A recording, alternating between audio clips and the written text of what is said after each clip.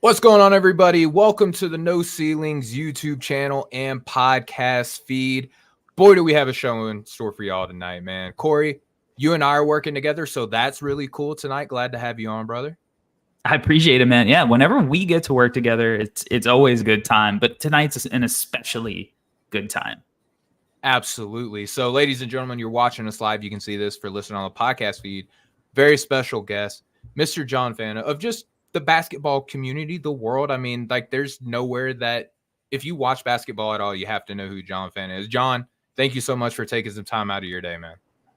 Fellas, it's great to be with the No Ceilings crew on draft week. It's like Christmas for all of us. Happy draft week to you, to all of the viewers, to all of the listeners.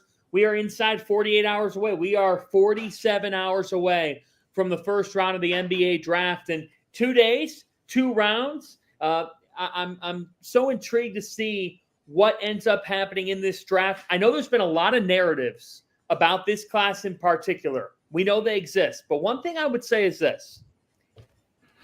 I don't care what the narrative or discourse is, and neither do NBA owners. Once 8 p.m. Eastern time gets going Wednesday night, they're not going to look back and say, that draft class, was maybe weaker than others. They're going to ask their front offices, how good is the player that we drafted? There are gems in this class. They can be found, as you guys have both noted. Now it's about finding them here and finding the best value. No doubt, man. So, John, I know that you're deep into the college basketball game, but I know you're a man that's well-versed in just all aspects of basketball. I've been seeing you put up some coaching pieces lately. You covered the Hurley news. Is he going to be a Lakers coach? You covered J.J. Redick being the new Lakers coach. So I want to just, Corey and I, we want to pick your brain a little bit on some of these draft prospects. You kind of seen a lot of these guys grow up in basketball, and now we're handing them off into the NBA. So I want to start with, who do you think is going to be the best player overall out of this class? Or excuse me, who would you pick number one? Who's your top prospect in this class? Yeah, I think that my top prospect is Zachary Reese-Sachet. And I say that looking at all of these prospects near the top. This is a guy who won the Euro Cup Rising Star Award. That's an honor that's been previously given to Kristaps Porzingis and Jonas Valanciunas. And when you look at Reese-Sachet at 6'8", 6'9", to have the three-point range that he does, he shot close to 40% from downtown for J.L. Borg this past year. To be able to disrupt passing lanes to the degree that he did defensively, and to put the ball on the floor with a good handle, to have a top 3 defensive rating differential in all of Euro Cup this past year. He's playing against pros. And the ball handling, the passing is there. I know that the jump shot consistency is the question, but when I look at the top of this class, Alex Sarr, look, guys, I like the kid. I think he's got great athleticism. I don't trust the perimeter game at all. And if you're picking him number one, you're willing to bet on that. Reed Sheppard could very well get picked 3rd or 4th. Stephon Castle, there's an argument for him as a prospect as maybe being the best one overall, but I still don't know if I trust the perimeter game. I think that when I bet on the upside, I'm going to go with Reese-Sachet at the top as my best available in this draft. And that's coming from a guy who watches nothing but college players, but watching the international talent. I don't know how you guys feel, but that's how I feel coming into this draft. I love Donovan Clingan, Stephon Castle, Reed Sheppard, Dalton Connect. Like, there's reasons why I love all these guys. But when I watch the film of the different international guys that are at the mix for this top slot, I actually go with Reese-Sachet. Corey, how do you feel about that, man? I don't know too many people, especially those who watch like a lot of, domestic basketball, who have Zachary kind of ahead of Clingan. I feel like Clingan is kind of caught up in a lot of regards. And obviously Alex Sarr has been on top of the boards for a lot of people as well. I've had a weird relationship evaluating Reese-Sachet because I saw him last year at the Nike Hoop Summit for a week, and I was very underwhelmed by it. And I think for some of the international prospects, sometimes coming into that situation, it's not like the domestic guys who grow up playing AAU and they know each other and they've been in the system. Like they're getting thrown into this kind of situation that's a little different. So I don't think it's like Shamshi was this year, I think felt similarly like uncomfortable to Riche last year. But I saw that the one thing I did realize that I was high on, I was like, this guy is legitimately big. Like Riche is like a legit wing-sized guy. Then he had a weird FIBA tournament coming into the summer, and then all of a sudden he just is absolutely on fire, NBA Jam style, shooting from three. But the free throw percentage is like only kind of good, and like it's kind of like an outlier. He went through a slump, then which his season is longer, so that was always likely to happen. And then he in the playoffs, he turned it on and he was awesome again. And he started rebounding and, doing all these other things. And his defensive capability is so strong. But I just don't know, is he going to be able to create enough offense for himself that I'd be willing to take him number one? However, with that said, I could ask that question about Donovan Clingan, who's my number one guy. I could ask that question about Castle because of the lack of the shot. I could ask that question about Sarr because, like you said, like I don't trust that the offense is anything more than theoretical at this point. Can I play devil's advocate with you? Please do. 100%. This is my biggest hang up with the Clingan talk. And I love Donovan. Have probably covered 45, 50 of his games over the last seen a little bit. Yeah. Very close to his dad, close to the family. Great kid. He's going to be a strong pro.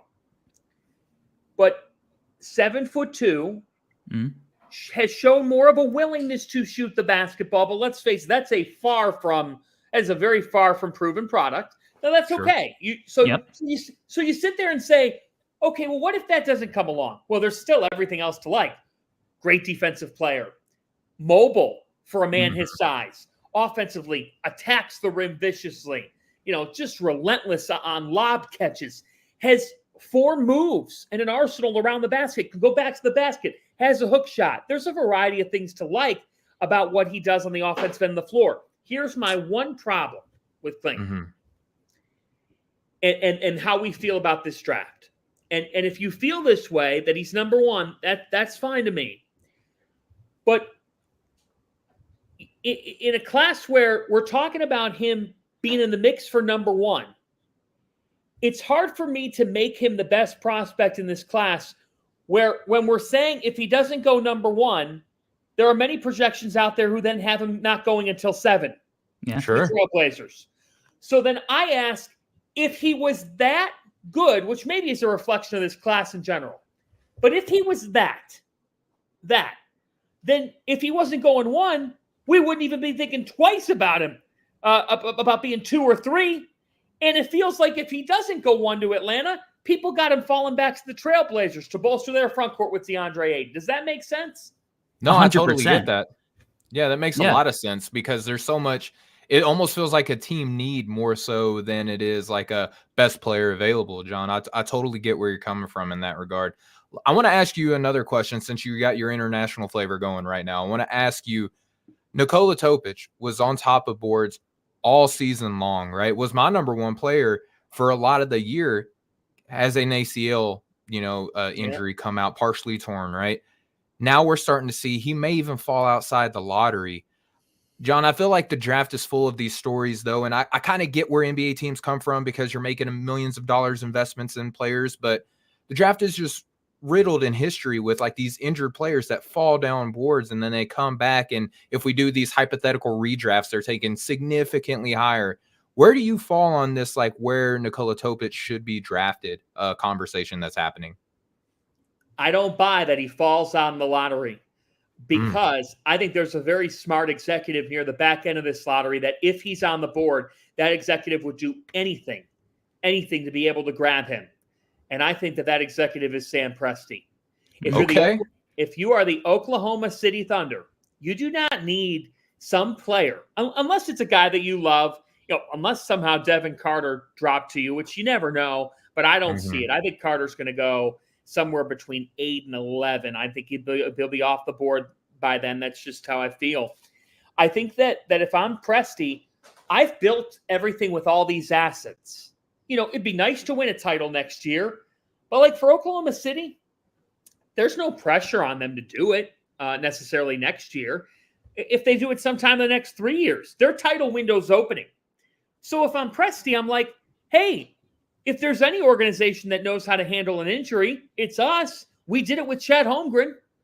We'd already done it. We had to sit him for a whole year. And remember, everyone's like, it'll never work. Chet will not pan out. This was a horrible pick. We all knew that he was. Yeah. Did you watch him in the playoffs here this year? It was an all-NBA rookie. Enough is enough. Topic, to me, like if he falls on the lottery, I'm with you. I'm with both of you if you feel this way. I just that's not a guy that should be falling on the lottery in this week of the class in general, in my humble opinion. That's a guy who, the way that he is able to move in the lane, how slippery he is, how many moves he has. I'm watching him on film, guys. I'm like, how the heck did he get that shot to go in? Right. Like, he is a magician of a player. He should not fall on the lottery. I believe that he goes by the end of the lottery. And I could see Oklahoma City saying, you know what? This feeds right into our organizational philosophy. When they zig, we zag. I love that. I'm not going to lie. I don't think he should fall out of the top 10. I don't think he should. I think there's a debate that you could say he shouldn't fall out of the top 5.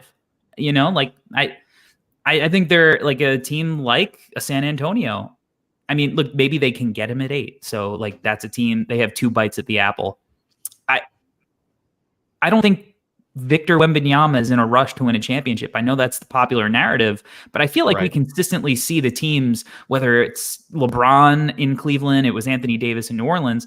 You don't want to rush a rebuild just because you have a, quote unquote generational prospect. You still want to be able to make the right decisions patiently. Topic is the kind of guy, like there's not a lot of guys that can pass the ball like he can and can, like you said, John, like get into the lane and finish with craft. And he's got an underrated first step. And we've seen these rookies who come in, like you mentioned, like a Chet, but Ben Simmons, Blake Griffin, guys who have to redshirt, they come in prepared. And then the next year they're ready to go. And like you said, like Sam Presti, he's got a bajillion picks coming down the pipeline, so they can afford to wait. They have assets galore. So I'm with you. I'm still in on Topic. Yeah. So, John, we have a comment in the chat that was going to be literally my next question. Shout out to Matthew. Thanks everyone for joining us live here, by the way.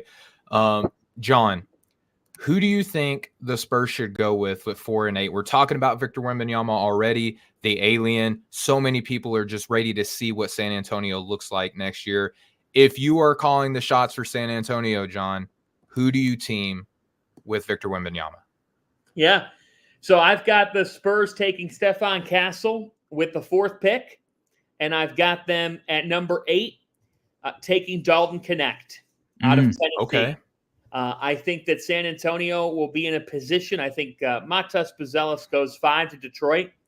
I have Charlotte going a little bit in a different direction. I have them taking Cody Williams at 6. I think there's been all kinds of discourse on Williams. But if Connect is on the board, I also could see them taking Devin Carter there with the 8th pick in the draft. I know that he's been rumored. I know that San Antonio liked him. But here's the thing with San Antonio. They need to go out, and that's a great question. They need to go out and get perimeter help in a variety of capacities, not just offensively, but defensively. And this is a team that I know that a lot of people are saying, well, they absolutely need a point guard. Well, yeah, but they could get that in different forms. I think with where things fall at 4 and 8 for them in this draft, getting Castle, if he's on the board, 6'6" guard, just playing with a bulldog mentality, great size, terrific strength. Guys, he only knows one way. Like for Greg Popovich, Castle's perfect. Relentless competitor, will take on the other team's best scorer, and on the offensive end of the floor, will attack the rim at will. And then I say Connect would be a dream scenario at 8. Because you're talking about a guy who was just an absolute bucket. And what does San Antonio need? Scoring help. It can't all be Wemby.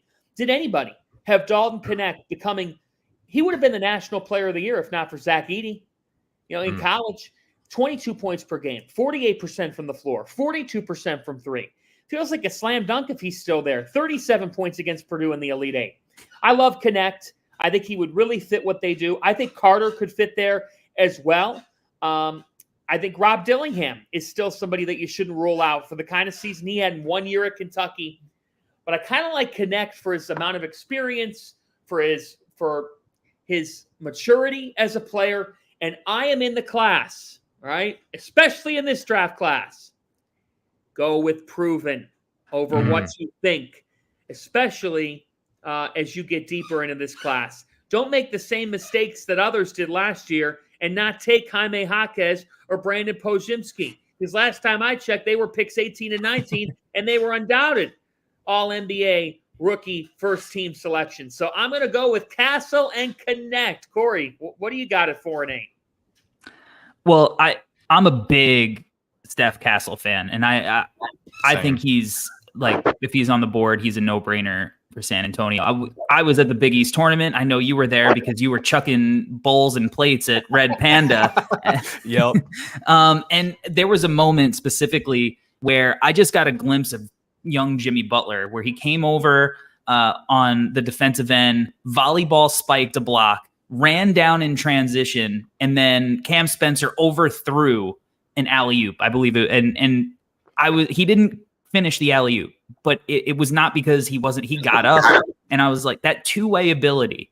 And then you add in the fact that, all right, he's saying he might want to be a point guard, whatever. It doesn't matter. The multiple ball handlers are the wave in the NBA now. You guys got to be able to play with other guys, share the rock. You initiate this set. The ball swings. Now you got to attack the second side. He can do all of that stuff, and he is crafty. He has nuance. He knows how to hit guys. He knows how to move off the ball because of that system. I absolutely love his fit. I think Connect is a guy that I would start considering as high as 5 because of all the reasons you said. I still think he has untapped potential. I know he's older, but like, he did not follow the traditional basketball path of your typical, 23-year-old guy. So I think he would be a great get. Devin Carter, I mean, what can you say about him? Oh, man. I mean, Stud. he's a stud. Hey, Corey, has anybody helped their stock more in the last year? No. I mean, you can't touch him. He's beating combine records. He's improved his shooting, and I hate the notion of like, well, he didn't shoot well last year. Like, okay, like you're saying, John, take the guy at what he's doing now, Corey, and I know that we love his all defense potential. Oh, of course. Like, can you imagine coming off a ball screen and now you have to worry about Devin Carter trailing you? Like, you got looking like Troy Victor Polamalu, Wembanyama right? in a drop and Devin Carter trailing on it. Like, that's a nightmare situation for offensive players. I mean, just an absolute gamer. Is he going to be gone before 8? Like, why shouldn't Charlotte take him? And set that culture along with a new coach and, a guy who, has been compared a lot to a guy like Derek White, right? Like, and even if he doesn't have the sexy all-star numbers, he's going to do all of the little things and all of the winning things. So for me, if Devin Carter's on the board, and I know the shooting might not be the best with Devin Carter and Stephen Castle, I would not worry about it. Wemby is a game breaker, and you can do things that you can't do with other teams. And Devin Carter shot it well enough this year that you think that he's going to shoot threes, because he was launching, he wasn't towing the line. He was shooting from range. This is a guy who's not afraid to let it fly. But that would be like walking into hell for opposing ball handlers if those are your backcourt mates. So I think those are the directions I'd go, but I can't fault if they went with a guy like a Connect, because he's just such a good shooter in so many situations. For sure. So, John, I want to ask you, I know that we only got you for a little bit longer. We really appreciate you being gracious with your time. And Corey, you'll appreciate where I'm going with this. John, one of the most fascinating players in college basketball history is Zach Edey. There's people that are diametrically opposed, and you're sitting in between two of them right now, of like where they can be on big boards, but there's no doubt that he has a real shot at making it in the NBA. How in the world do we take a player like Zach Edey and project his success in the NBA? That is $1 million question to Wednesday night. I mean, it really is. It's $1 million question. Now, current state of the league, his ability to run up and down the floor, but yet first back-to-back National Player of the Year in the college game since Ralph Sampson. Unbelievable awareness, great teammate, not cocky at all, conducts himself the right way, has only played 7 years of organized basketball. Like that shouldn't be forgotten in terms of, could somebody tap into something even different for who he is? I'm not saying that he totally changes his game, but you guys know what I mean. Like, sure. If he evolved from last year to this year this much, who's to say that there couldn't be more different types of evolution for him? How do I project him? Well, I currently have him going 19 to the Raptors. Okay. I think that Toronto takes him and says, you know what, we're going to market the heck out of this. He is Canadian. Yeah. It's fun. It's fun. It's different. So I'd like Zach to be somewhere between 17 and 24. I don't think, and I'd love to hear any counter argument, I don't think he goes in the lottery. I've talked with multiple scouts who have said this is an all over the place discourse on a player. Mm-hmm. Because on one hand, you have a lot of college media. I'm one of those that love him, and I do. But you have to sometimes, you got to look at the realities of the league, right? And I talked with Matt Painter about this for a while. I'll have to repost this because I think it's really telling about Zach. And Matt said, you know, a lot of the NBA guys have not spoken with him about Zach. And that kind of bugged Matt, I think, just because he would have liked to have more honest conversations. He said, look, if you don't think he can defend pick and roll, you're not watching. If you think that he's just big, that he's just 7'4", 300, and he's just some monster who could do it all day in college but can't do it at the next level, he said his awareness, his rim protection, his ability to make up for space defensively on the offensive end of the floor, the amount that you have to account for him when you're on defense, it's unlimited. I think he carves out a 10 to 15 minute per game role in the league. I do. Okay. I think that's what it is. I don't think that it's something absurd. I think he's a guy that comes in off the bench, gives a team a different dimension. A team that might have an embarrassment of riches in their front court would be best for him to then come in and supply some minutes. I don't think that this is going to be, you know, that we're underrating him. I think if anything, some people who have him like 11 or 12, I disagree with those sentiments. I think there's going to be somebody more valuable at that point in this class, but we'll see how we're, you know, here's the thing, right? My favorite draft night moment ever. I'm doing live draft night coverage with Rob Dalster, and the Spurs take Josh Primo, and I did not have him in my notes at that point. I didn't have him in my notes, and I said to Rob, I yelled on the show, Primo, who, Josh, who? You know, you don't know on draft night. You don't know. We're going to see somebody in the 20s, you know, or somebody that we thought might be late teens. Could a Bob Carrington get taken in the lottery? Yeah, I mean, who knows? Like somebody rises out of nowhere because somebody thinks, what's Terrence Shannon going to be in this draft? You know, I'm hearing a million different takes on what they think of him. What's a Baylor Shireman? What could he end up at? So Edey for me is late teens, early 20s. Do you guys agree or disagree?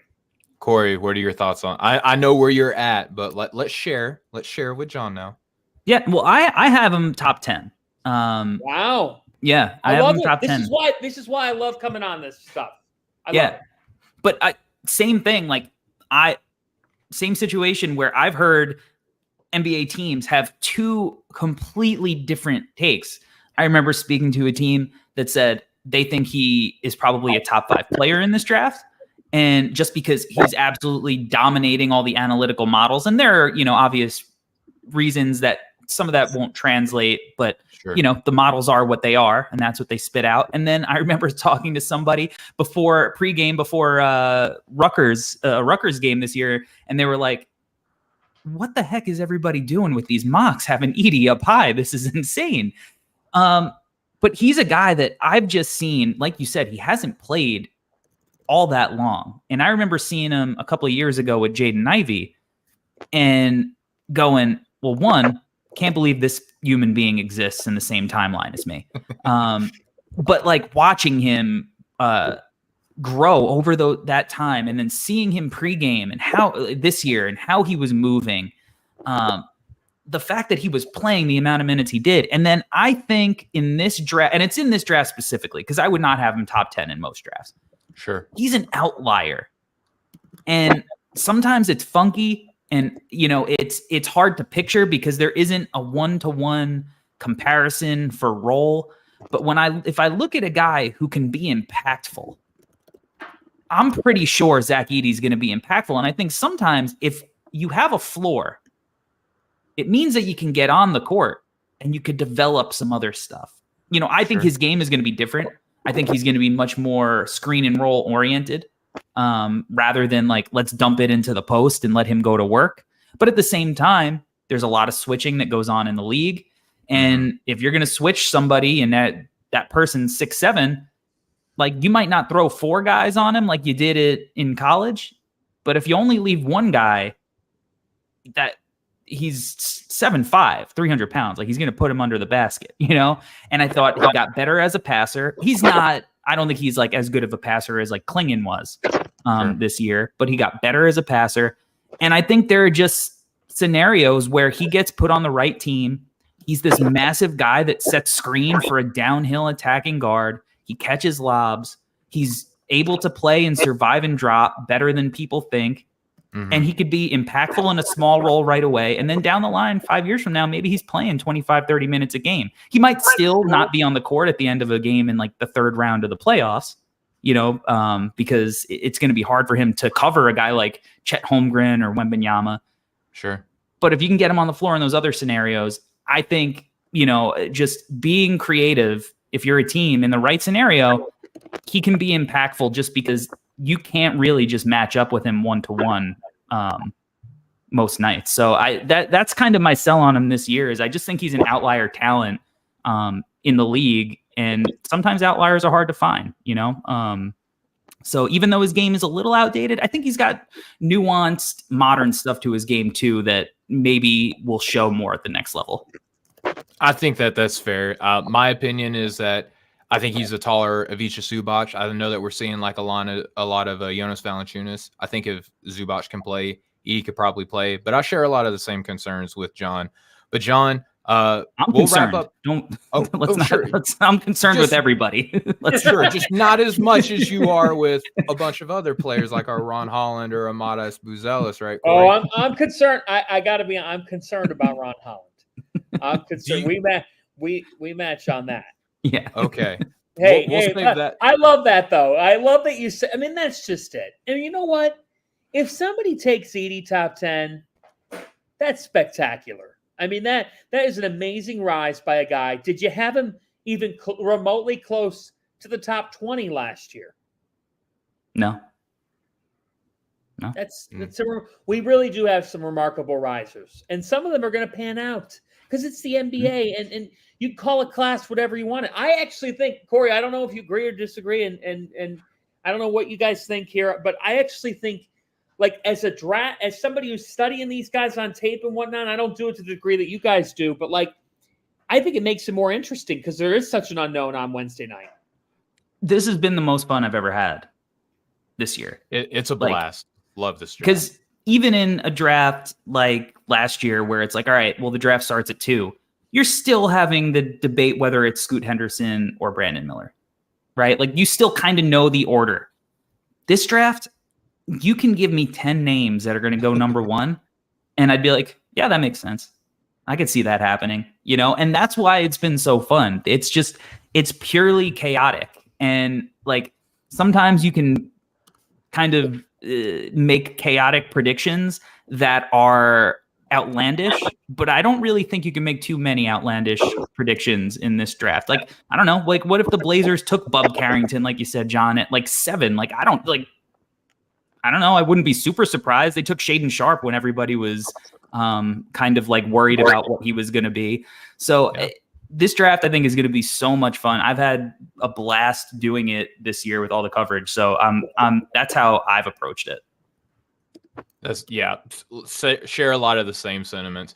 But John, I want to thank you so much for sharing a little bit of your time. I know that you have a lot going on, but for the folks out there that are watching and listening, I know that people know who you are, but just if you could please share like where they could follow you, maybe some things that you have in the works that they may not be aware of. Yeah, at John JOHN_Fanta, FoxSports.com. My latest mock is at FoxSports.com. It's up today, and I'll have draft night analysis and grades. If you're at the Barclays Center on draft night, I will be on the in-house show. It's one of my favorite things to do.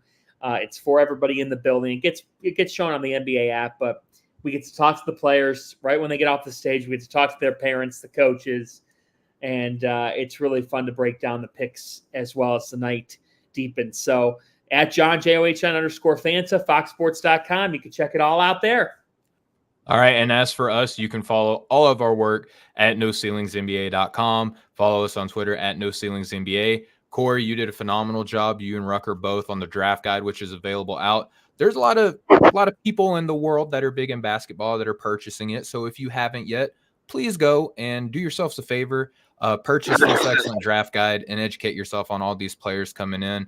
But for our excellent guest, John Fanta, for my co-host today, Corey Tulaba, for the No Ceilings family, and just for basketball at large, we love y'all. Peace out.